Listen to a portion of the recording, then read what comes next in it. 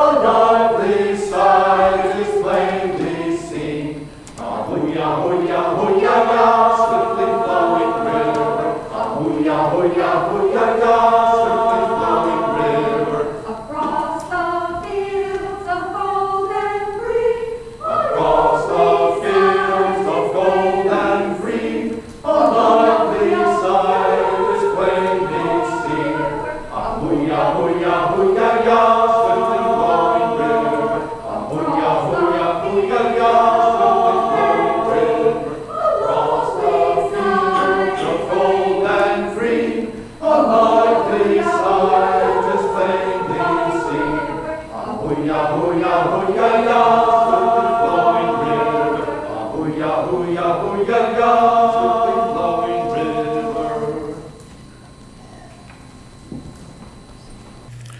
Good morning. Welcome to First Parish Unitarian Universalist, Canton. I am Dick Mesger, and I will be your worship associate this morning. I am joined this morning by our minister, Reverend Clyde Grubbs, and our ministerial intern, Elizabeth Foster. First Parish Unitarian Universalist, Canton honors diversity and joyfully welcomes all who would share the values and principles of our congregation. As a member of the Unitarian Universalist Association, the UUA, we are guided by the following principles. We believe in the freedom of religious expression. We believe in the toleration of religious ideas. We believe in the authority of reason and conscience.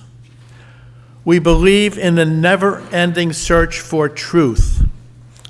We believe in the unity of experience. We believe in the worth and dignity of each and every human being. And finally, we believe in the ethical application of religion. We are glad you have chosen to worship with us today, either here in person or via Zoom. We hope that you will find your time with us meaningful. Okay, and now I will turn the service over to Reverend Clyde for the invocation and chalice lighting. Good morning. Spirit of life and love, when we gather, we feel you moving among us. Bless us with your presence. As we gather in supportive community in need of strength and courage, we are in need. We are in need of wisdom and vision. So, Spirit of life and love, come among us. We light the chalice. Together, the flame of community burning bright. So let us recite our covenant together. Love is the doctrine of this congregation. The quest for truth is a sacrament. The service is his prayer. We dwell together in peace with respect, understanding, to seek knowledge and freedom, to serve our fellows and humankind, to the end that all souls may together in harmony. Thus do we covenant with each other, with our God, by whatever name we worship. And now we have our opening hymn. Come sing a song with me.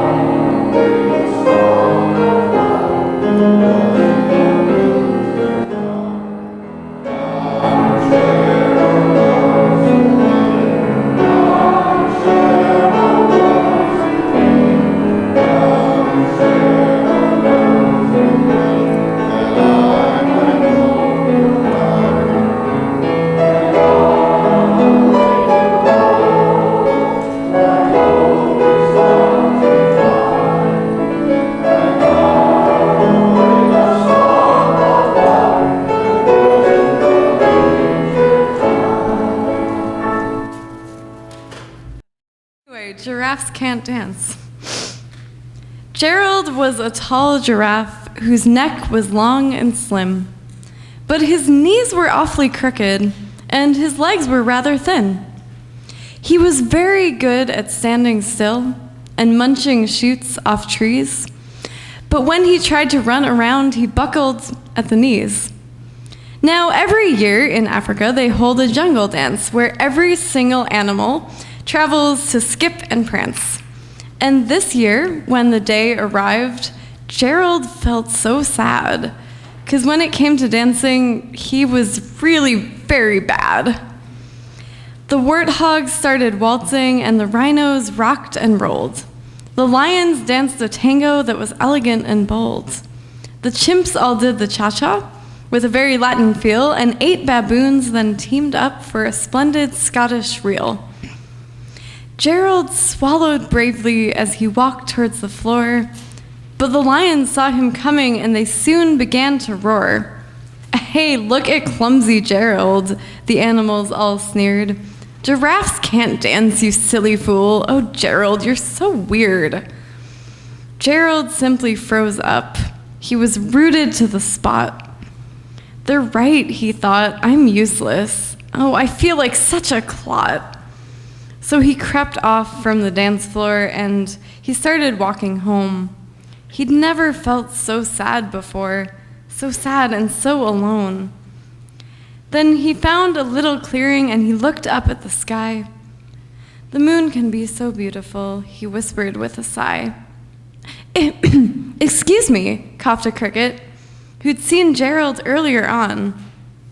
"But sometimes when you're different, you just need a different song. Listen to the swaying grass and listen to the trees. To me, the sweetest music is those branches in the breeze. So imagine that the lovely moon is playing just for you. Everything makes music if you really want it to." With that, the cricket smiled and picked up his violin. Then Gerald felt his body do the most amazing thing. His hooves had started shuffling, making circles on the ground. His neck was gently swaying and his tail was swishing round. He threw his arms out sideways and he swung them everywhere. Then he did a backward somersault and leapt up in the air. Gerald felt so wonderful, his mouth was open wide. "I am dancing! Yes, I'm dancing!" Gerald cried. Then, one by one, each animal who'd been there at the dance arrived while Gerald boogied on and watched him quite entranced. They shouted, "It's a miracle! We must be in a dream. Gerald's the best dancer that we've ever seen. How did you learn to dance like that? Please, Gerald, tell us how." But Gerald simply turned around and finished with a bow. Then he raised his head and looked up at the moon and stars above. "We all can dance," he said, "when we find music that we love." The end. This is the time in our service when we lift up the generosity of all of you, members and friends and visitors. We need your pledges and gifts to keep our doors open and our programs vibrant. For those of you participating remotely, you may contribute via PayPal or mail your contribution to the church. There will be more details in the Zoom chat. As a reminder, our Faith in Action collection this month is for Father Bills and Mainspring. We are very grateful for your gifts. Thank you.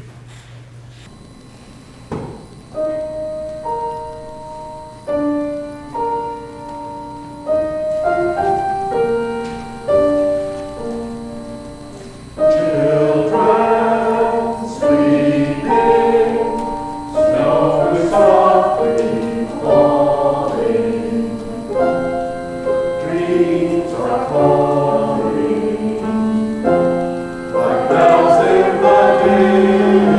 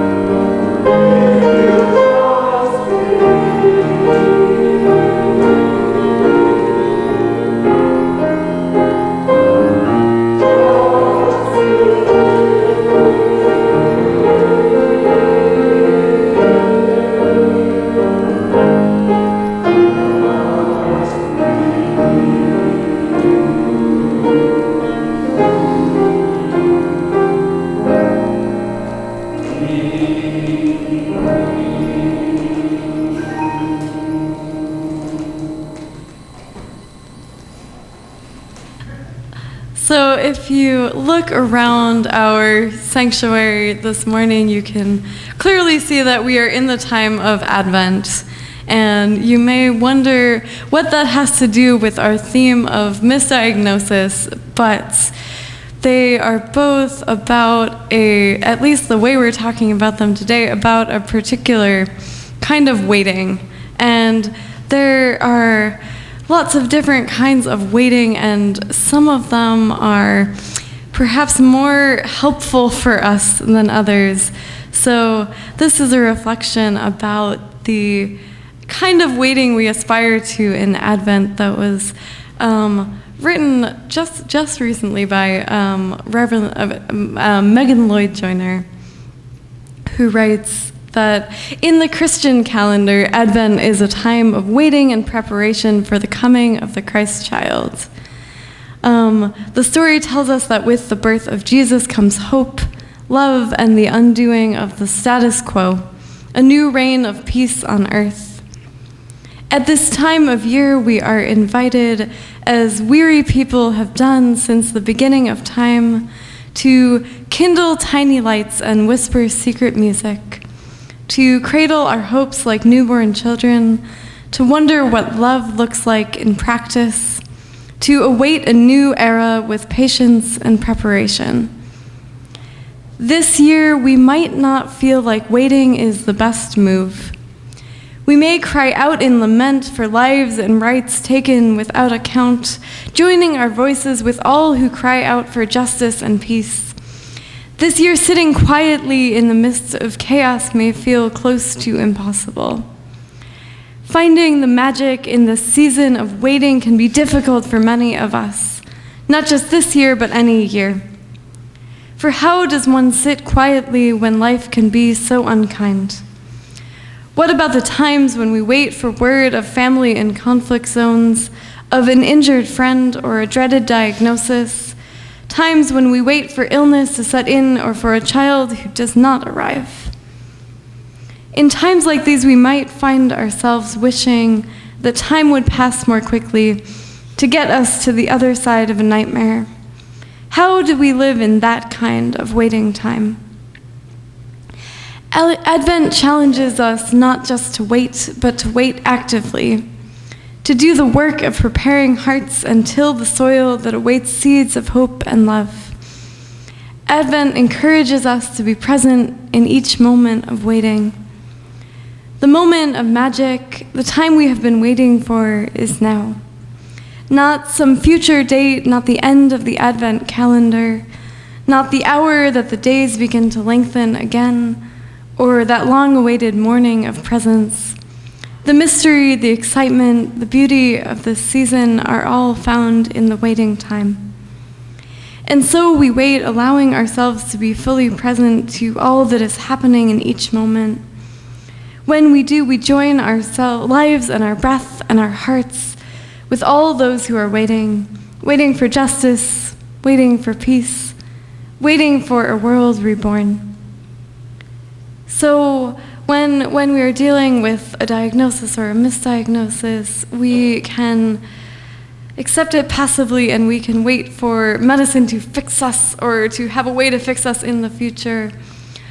Or we can come together in community of people who have found ways of dealing with these things, and we can see it differently, and Reverend Clyde's going to talk to us a bit about how we can do that together. But for the moment, we're going to pray together. Precious oneness, grant us the strength to be still in this waiting time. Grant us the courage to experience the awe of this moment and the next. Help us to prepare our hearts that seeds of love and hope might root there. And help us to join our deepest desires and intentions with all those waiting and working for justice and peace. Amen, and blessed be.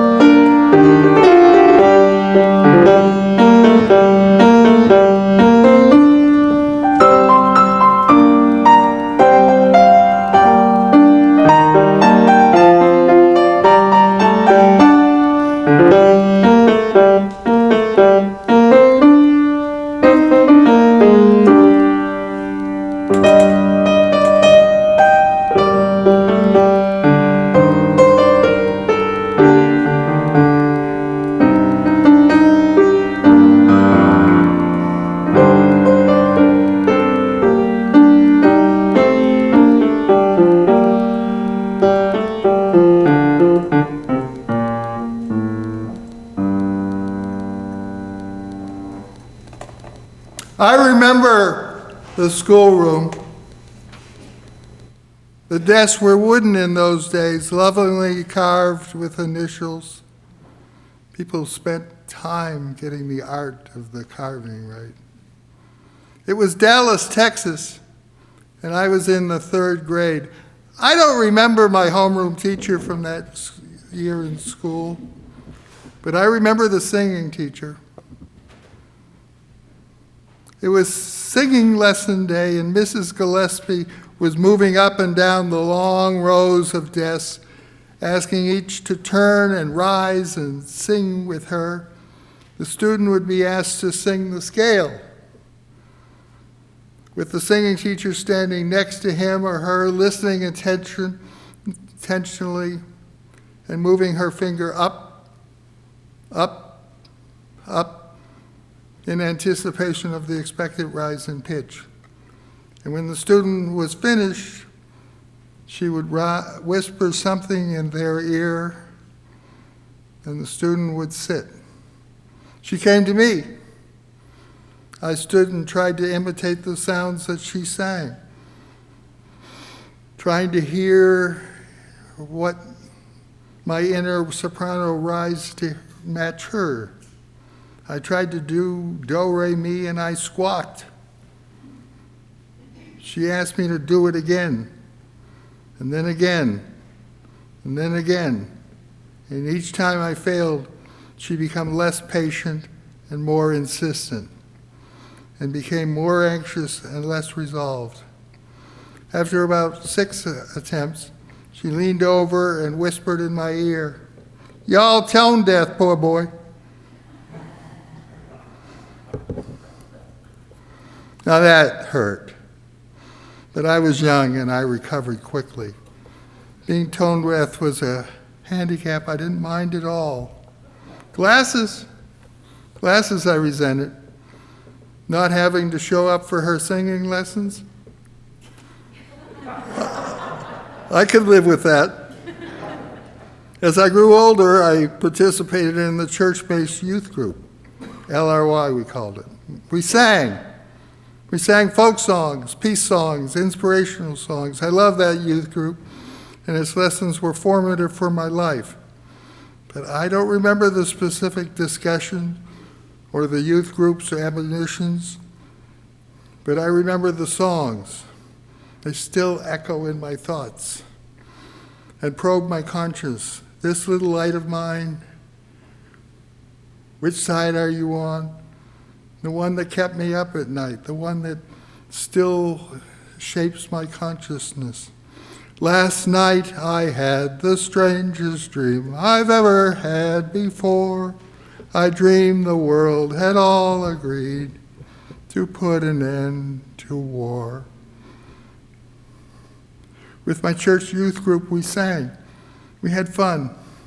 I was with friends. We sang and I sang, and I may have squawked on the high notes, but I was okay. These were my friends. I celebrated my faith.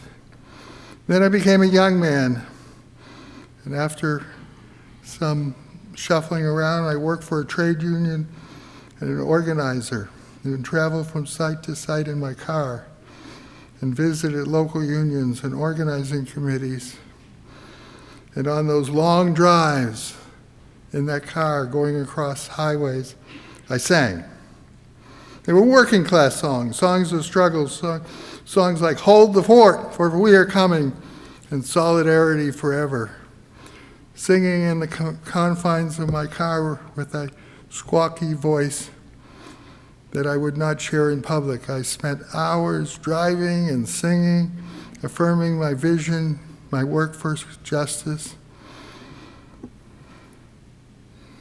I like to take courses at the Center for Adult Education. There were courses in photography, creative writing, travel writing. Every time the catalog came out, I would go through it. But I'd notice one course. I saw a notice for this course and I thought, might be interesting. It said, singing for non-singers. I might try that. It might be fun. But then I think I was tone deaf. What was the use? Whole Tuesday night for eight Tuesday nights in a row? I don't know if I want to invest in failure. But still, maybe. It did say singing for non-singers, didn't it? And I was a non-singer, so I debated with myself and ended up taking a workshop in creative darkroom. Or this newfangled thing called word processing. I don't know if it would ever catch on. Less risky. Then one year I was at a conference on church music. I had become a theological student, intent on learning about the craft of ministry, and they told me that this would be a good conference for me. So I wanted to learn about working with music people, because I didn't know I would need to know that in any future congregational ministry. So I went to workshops. Went to workshops all over the place and in the conference. And I sang in this really big choir. And everyone in my section had voices as low as mine. And I don't think I squawked once. And if I did, no one noticed. No one said, tone deaf, poor boy. I carried away with being in the pickup choir. That afternoon I went to a workshop on children's singing. There were 2 workshop leaders, and they chatted with each other as they led the workshop. And one of them said that some children had a hard time matching tones. They needed special coaching to get it, to sing within their range and stay within their range. The other said, once upon a time, we would used to call those children tone deaf. And then the other said, yeah, it's very rare for someone not to be able to hear tones. And many can, but many can readily match tones with a little extra coaching they can learn. With a little extra coaching, they can learn. I was liberated. Goodbye, Mrs. Gillespie. You all meant well. I wasn't suddenly a singer. Occasionally I still get off tune, but I'm untrained, not tone deaf. Now let me tell you another story. My late wife, the Reverend Marjorie Bowens-Wheatley, told me her experience with misdiagnosis. Marjorie was in the 8th grade, and she went to see the guidance counselor. It's time to see the guidance counselor. And Marjorie told the counselor, I want to be an architect. The counselor looked at her with kind eyes and said, Marjorie, you have to go to college to be an architect. Child, you're just not college material. So Marjorie went to vocational trade school and learned to type, became a clerical worker. She knew she was not college material because she'd been told that. But she still had dreams of doing other things. Designing buildings, yes, writing and creating films, and other impossible vocations. But she knew She wasn't college material because the guidance teacher told her she wasn't. 12 years later, now a single mother living in Philadelphia trying to support her child, she found herself working in the English department at Temple University. She loved English department. She especially loved the chairman of the English department, her boss, a wise and witty professor who would stop by and talk to Marjorie about all kinds of interesting things. They'd have chats. One day, he asked Marjorie, he said, "I want to ask you a very personal question. Why are you working here? You're as bright as any of my graduate students. You know, you've read literature, you're good." Immediately, Marjorie responded, "Oh no, I'm not college material. I can't read very well. I just pick up stuff in conversation. Tell me, have you ever been tested for reading? Have you ever been tested for reading?" Marjorie confessed that she hadn't. The professor sent her down to the reading laboratory, and they began testing. Dyslexia, a reading disability that can be overcome by training. Dyslexia does not limit a person's capacity to learn. It makes it difficult to read, but it can be overcome. It would not make one incapable of doing college work. Marjorie began training to overcome this limitation, and with the help of her former boss, she became a freshman at Temple the next semester. Misdiagnosed. Have you ever been misdiagnosed? Has anybody ever told you that you have a problem, a limitation? When we think of diagnosis, we first think of physicians who would, we presume, offer sound treatment plan based on their sound professional judgment. But the word has more than one meaning, more than one usage. By definition, the definition can be very loose. Determining that a disease, handicap, or mental disorder exists based on the recognition of outward signs and symptoms. I'm going to read that definition again. Determining that a disease, handicap, or mental disorder exists based on the recognition of outward signs and symptoms. Outward signs. So any one of us can have a friend with a fever and say, "Y'all got the flu."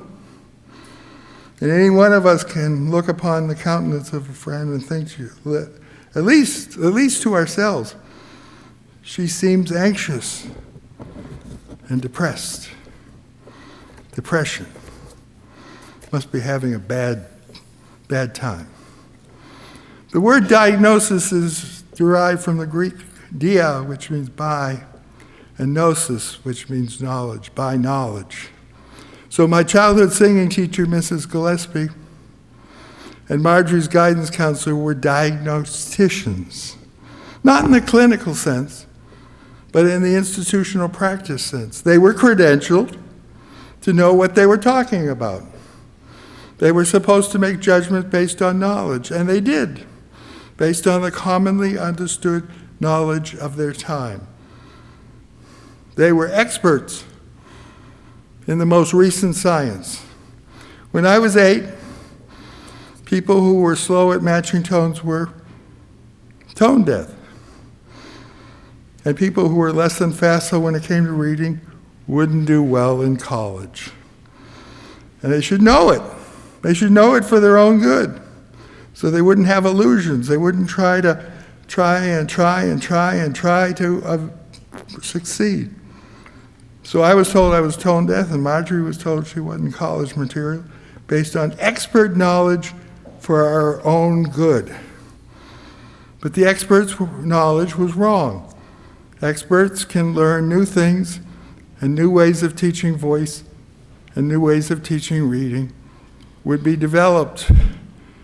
Elementary school teachers and even guidance counselors would be retrained.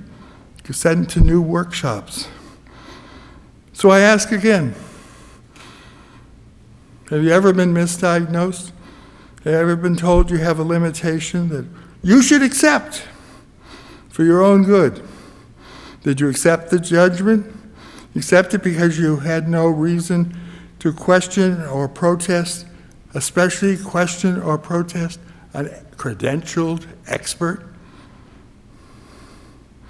Did you accept it because you assumed that expert knowledge was sound? Did you later come to understand that the expert was wrong? Wrong. Our first response is to blame the expert. Gillespie, the singing teacher. Was she a quack? I'm not a great singer, but I sing. She was wrong. A bad singing teacher. Bad singing teacher.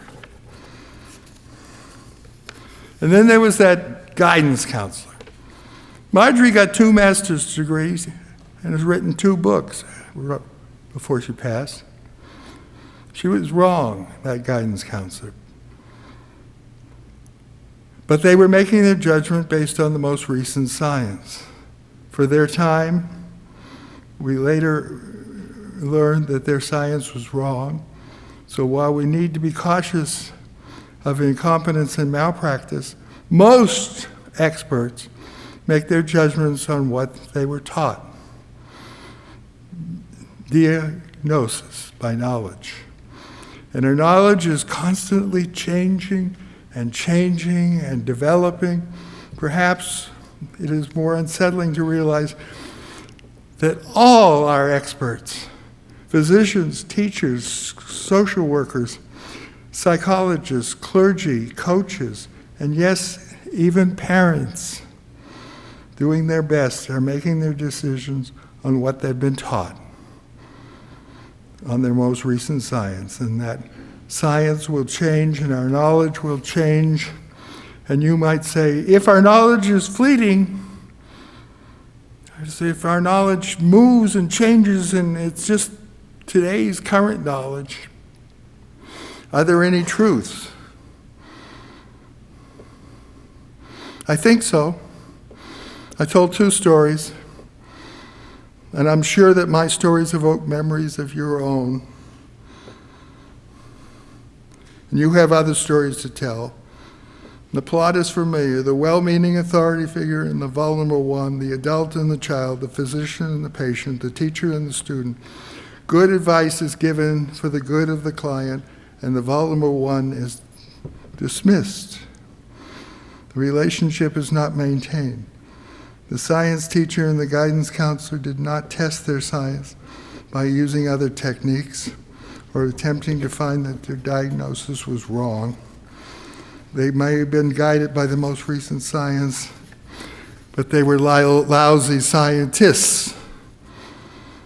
For the only way to knowledge is advanced is by questioning the diagnosis, challenging the conclusion, staying in relationship with the student, the client, the patient, the congregation, the group, this class, the person who in reality trends all our theories about that person.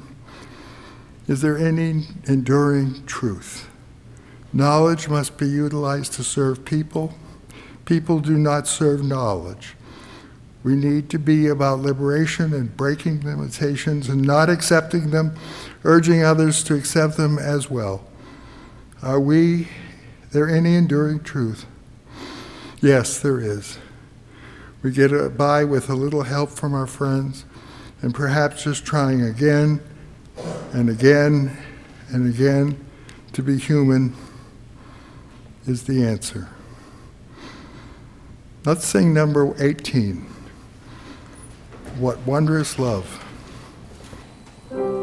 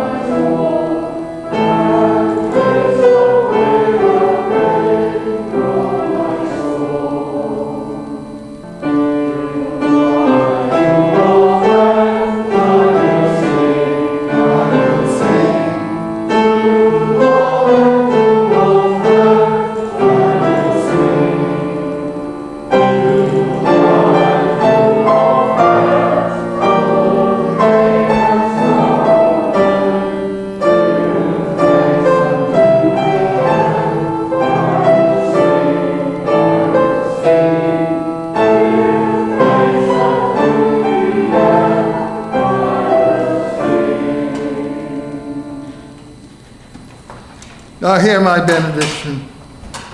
We leave this gathered community, but we don't leave our connections, our concerns, our care for each other, our service to each other, our service to the world and to our faith. That continues. And until we are together again, friends, be strong, be well, be true, be loving, be blessed. Go in peace.